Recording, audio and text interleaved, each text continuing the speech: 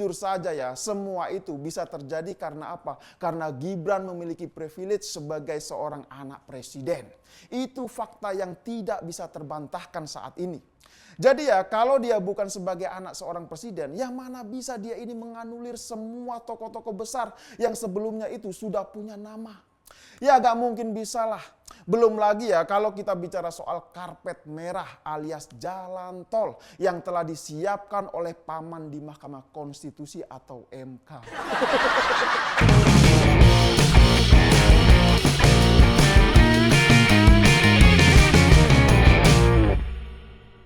Ya, selamat malam dan jumpa lagi di konten saya. 3 calon presiden dan bakal calon wakil presiden telah resmi mendaftarkan diri ke Komisi Pemilihan Umum atau KPU. Mereka adalah pasangan Anies Baswedan dan Caimin, kemudian Ganjar Pranowo bersama dengan Mahfud MD, dan yang terakhir adalah Prabowo Subianto bersama dengan Gibran, putra dari sang pemilik perguruan Kungfu Naga Api. Ya, setelah Gibran resmi menjadi bakal calon wakil presiden untuk mendampingi Prabowo Subianto, banyak tim hore dari mereka yang mengklaim katanya Gibran itu adalah contoh anak muda yang dapat menginspirasi anak-anak muda. Lah ini kan aneh sekali kalau menurut saya. Ya begitulah narasi yang digaungkan melalui media sosial.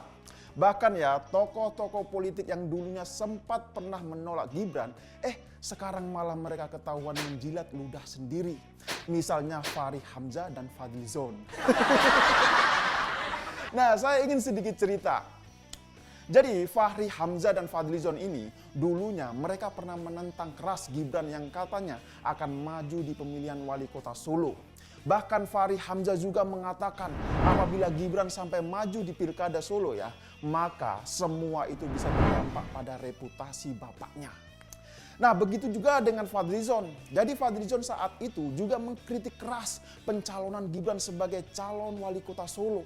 Bahkan Fadlizon membandingkan dengan zaman Orde Baru. Jadi di zaman Orde Baru pun Soeharto itu tidak pernah mengizinkan anak-anaknya untuk mengikuti pilkada meskipun mekanismenya itu berbeda. Ya begitulah kritikan-kritikan tajam yang disampaikan oleh para tokoh politik yang saat ini justru memberikan dukungan kepada Gibran sebagai cawapres Prabowo Subianto.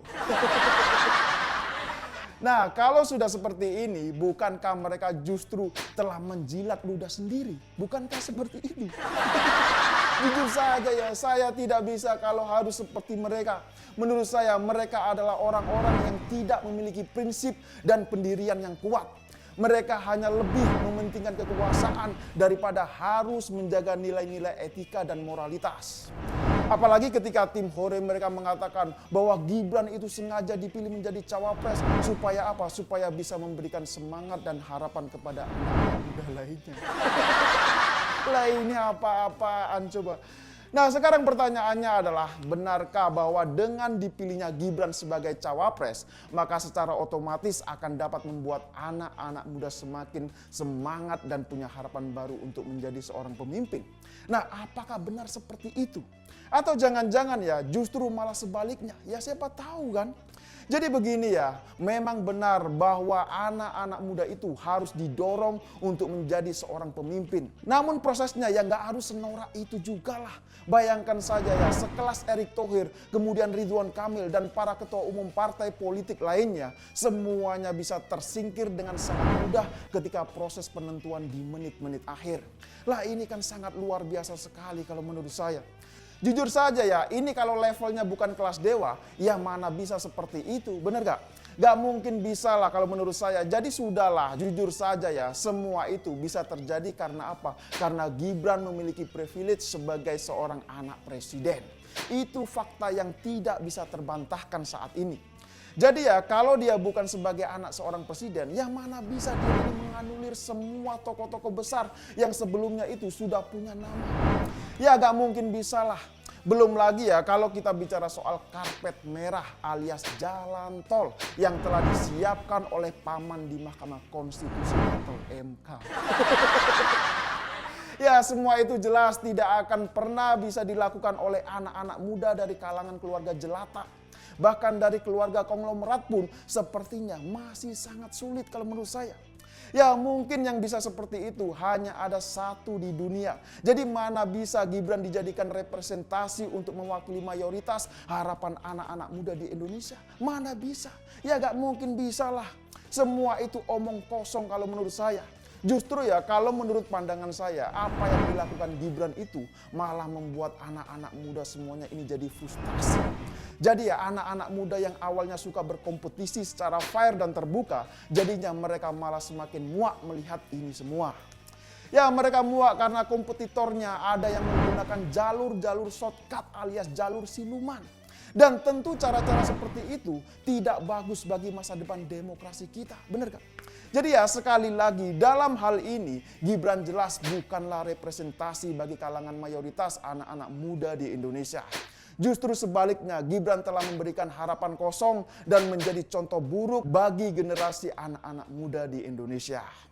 Ya semua itu karena adanya proses shortcut yang didapatkan dengan cara tidak sehat. Bahkan proses itu tidak akan pernah bisa didapatkan oleh anak-anak muda dari kalangan keluarga biasa atau sederhana. Dan akibat dari semua proses yang menjijikkan tersebut ya, maka semua itu bisa menjadikan presiden buruk bagi sejarah bangsa Indonesia. Ya sekarang bayangkan saja ya berapa banyak anak-anak muda di Indonesia yang orang tuanya bukan dari kalangan pejabat. Berapa banyak anak-anak muda yang lahir dari keluarga biasa. Mereka lahir sebagai anak seorang tukang bakso, anak tukang beca, anak tukang mie ayam, dan masih banyak lagi yang lainnya. Pada intinya ya, mereka semua itu adalah rata-rata dari keluarga sederhana dan tidak memiliki akses jalur pintas seperti yang didapatkan oleh Gibran saat ini. Ya memang benar bahwa Gibran juga tidak pernah meminta dirinya itu lahir sebagai anak seorang presiden. Memang benar seperti itu. Namun yang menjadi problem adalah ketika adanya dugaan cawe-cawe dari kekuasaan yang memberikan akses jalan pintas kepada Gibran. Itu yang menjadi masalah. Nah disinilah sebenarnya akar dari semua permasalahannya. Dan kita bisa melihat semua itu berawal dari sebuah keputusan yang diambil oleh MK. Ya publik juga sudah pada tahulah bahwa patut diduga memang ada peran strategis oleh paman yang ada di MK. Makanya semuanya itu lancar tanpa hambatan sama sekali. Nah jadi gimana? Apakah sampai di sini sudah paham semua? Ya silakan berikan komentarnya di bawah. Ya saya pikir itu. Terima kasih sudah like dan menonton video ini dari awal hingga akhir. Dan tidak lupa saya ingatkan jaga terus NKRI.